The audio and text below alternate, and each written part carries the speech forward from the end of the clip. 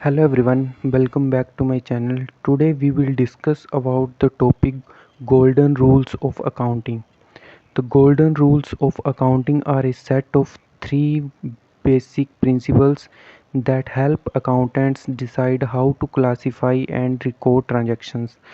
Golden of golden rules of accounting एक set है of three basic principles का जो कि हेल्प करता है अकाउंटेंट को डिसाइड करने के लिए कि कैसे क्लासीफाई एंड रिकॉर्ड करी जाती है ट्रांजैक्शन इन द अकाउंटिंग में. These rules are based on the double entry system of accounting where each transaction affects at least two accounts. अब ये रूल्स जो वो बेस्ड होते हैं डबल एंट्री सिस्टम के ऊपर, जो कि हमें बताते हैं कि ट्रांजैक्शन कैसे अफेक्ट करती है एट लीस्ट टू अकाउंट्स के ऊपर. पहले हमें समझना पड़ेगा कि डेबिट और क्रेडिट होता क्या है. डेबिट डेबिट क्या होता है. डेबिट मतलब किसी भी अकाउंट से जो पैसे निकाले जाते हैं या किसी को पैसे भेजने होते हैं या कोई भी बिल जो होता है उसको पे करना होता है, इसको हम बोलते हैं डेबिट. और क्रेडिट जो होता है, क्रेडिट में हम क्या करते हैं, बैंक में पैसे जो वो जमा करवाते हैं और किसी से पैसे उधार लेते हैं. मतलब किसी भी व्यक्ति से जो हम पैसे क्या कर सकते हैं, उधार पे ले सकते हैं, उसे हम बोलते हैं क्रेडिट. सो नेक्स्ट क्या, it divided based on the type of account. First क्या है, personal account.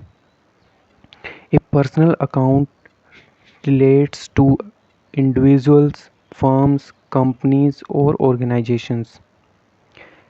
These accounts represent people or entities involved in financial transactions. अब पर्सनल अकाउंट में क्या रिलेट करता है, individuals, firms, companies and organisation.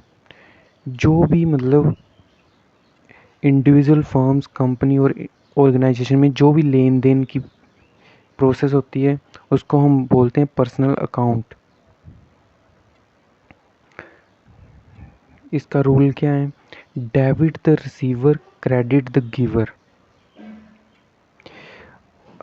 अब इसका मीनिंग क्या है, व्हेन समवन रिसीव समथिंग. जब किसी पर्सन के पास कुछ भी आता है, ठीक है, तो उसे हम क्या करेंगे, डेबिट करेंगे. कोई भी पर्सन जो वो कुछ भी रिसीव करता है तो उसे हम क्या करेंगे, डेबिट करेंगे.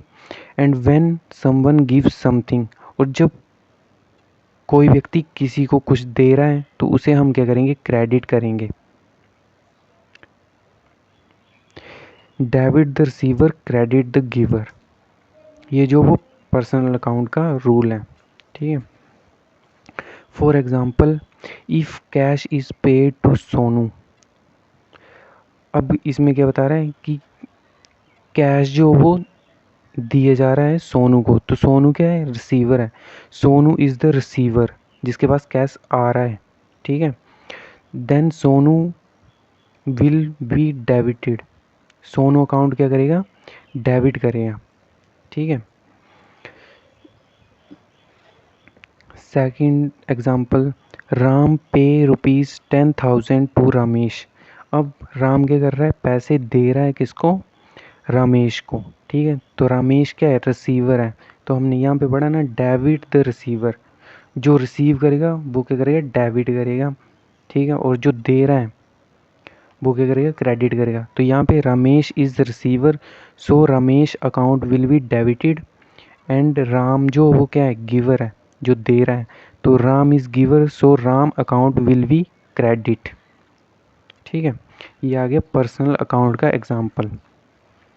नेक्स्ट हमारे पास आता है रियल अकाउंट. रियल अकाउंट में क्या है, real accounts are related to tangible and intangible assets.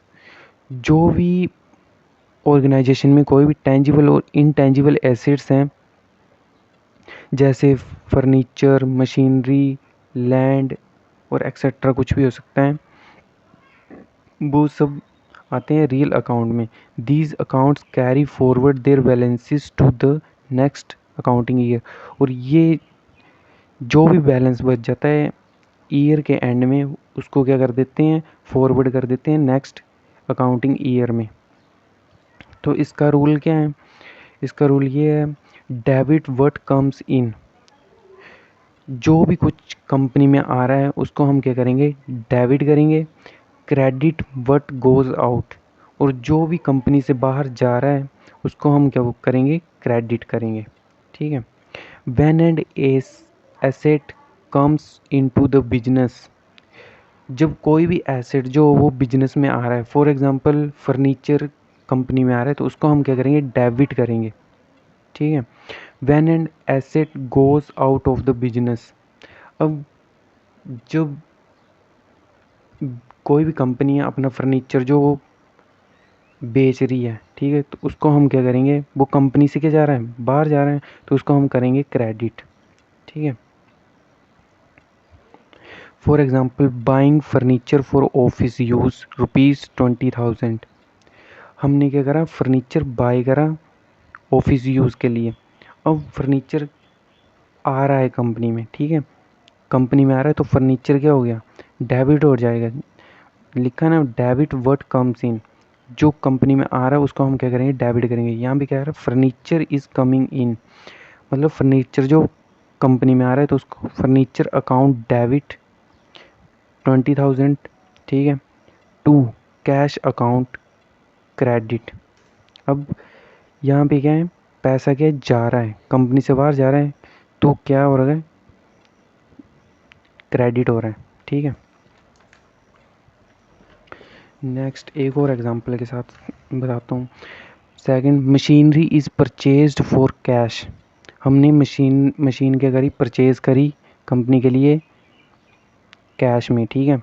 तो मशीनरी क्या है, फर्नी मशीनरी क्या है, एक तरह का एसिड होगा ना जो कि कंपनी में आ रहा है, तो कंपनी में इन करा तो उसको हम क्या करेंगे, debit. Machinery is coming into business, तो क्या होगा, मशीनरी अकाउंट डेबिट हो जाएगा। ठीक है।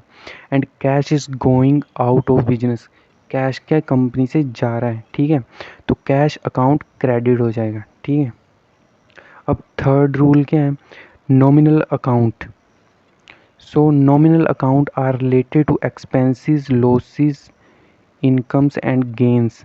अब नॉमिनल अकाउंट क्या है, जो भी एक्सपेंसेस है, खर्चे हैं, लॉसेस नुकसान है कंपनी के, ठीक है, और इनकम्स एंड गेन्स जो भी अर्निंग्स हैं और प्रॉफिट्स हैं, उन सभी को क्या करता है, मैनेज करता है ये। These account are closed at the end of the each financial year. अब नॉमिनल अकाउंट क्या है, इसमें जो भी अकाउंट होते हैं वो क्लोज कर दिए जाते हैं फाइनेंशियल ईयर के ऊपर, उनको अगले ईयर में जो होता है, नेक्स्ट ईयर में जो होता है वो उसको नहीं लेके जाते हैं। ठीक है। तो इसका रूल क्या है, debit all expenses and losses, credit all incomes and gains. अब इसमें क्या बता रहा है, डेबिट करेंगे जो भी खर्चे हैं और नुकसान है उनको हम क्या करेंगे, डेबिट करेंगे। And credit all incomes and gains, credit करेंगे जो भी अर्निंग्स होंगी और प्रॉफिट्स होंगे उनको क्या करेंगे, हम क्रेडिट करेंगे नॉमिनल अकाउंट में। If the business spend money और इंक्रूज ए लॉस, ठीक है, मतलब किसी भी बिजनेसटर ने स्पेंड करा मनी और उसको क्या हो गया, लॉस हो गया। ठीक है।